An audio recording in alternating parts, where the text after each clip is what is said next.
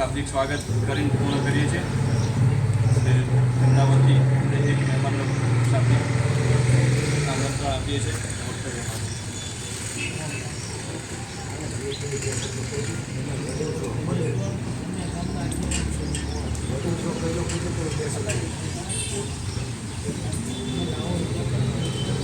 भारत माता की जय, वंदे मातरम. आज अपना धारासभ्य श्री हार्दिकभाई पटेल तरफथी ચોપડા વિતરણનો અવિરત કાર્યક્રમ છેલ્લા 4 વર્ષથી ચાલે છે. એના અનુસંધાને વધારે હાર્દિકભાઈની ટીમ, આચાર્ય સાહેબશ્રી, શિક્ષકગણ અને વિદ્યાર્થી ભાઈઓ અને બહેનો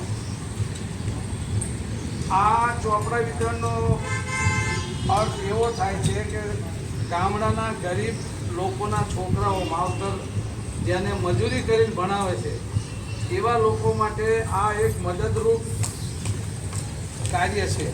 અને ખાસ કરીને આ ચોપડાનું વિતરણ એટલા માટે કરીએ છીએ કે તમને વિષયવાર નોટબુક મળી રહે અને અલગ અલગ વિષયના અલગ અલગ નોટબુક બનાવી અને તમે સારી રીતે આનો અભ્યાસ કરી શકો. એટલા માટે શ્રી હાર્દિકભાઈ પટેલ અને એમના ધર્મપત્ની કિંજલબેન તરફથી આ એક સારો વિચાર છે. અને કિંજલબેન અને હાર્દિકભાઈએ એવું વિચાર્યું કે લોકો ઘણી રીતે લોકોને મદદગાર થાય છે. કોઈ જગ્યાએ અન્ય ક્ષેત્રમાં દાન આપે, કોઈ સ્કૂલ બનાવતા હોય, કોઈ મંદિર બનાવતા હોય, પણ એમને આ નવો જ વિચાર આવ્યો કે ગામડાના વિદ્યાર્થીને કઈ રીતે મદદ કરી શકીએ. તો આ ચોપડાની એક રીતથી એ લોકો આપણને મદદ કરે છે.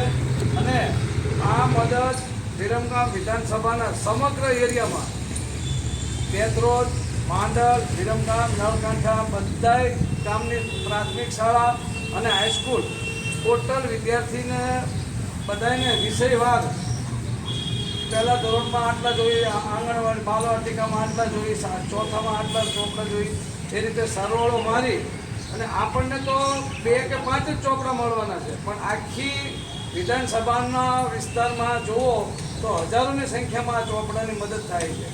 એટલે આ ચોપડાનો સદુપયોગ થાય અને સારી રીતે આનો ઉપયોગ કરી અને તમે અભ્યાસ કરો એ હેતુથી આ શ્રી હાર્દિકભાઈએ એમના મનમાં સૂચેલી એક વાત મૂકી અને બધાને આપણે સ્કૂલમાં બધે ચોપડા આપવામાં આવ્યા છે તો એનો સારી રીતે ઉપયોગ કરી અને બધાએ ઉપયોગ કરો એવી વિનંતી. જય હિન્દ, જય ભારત.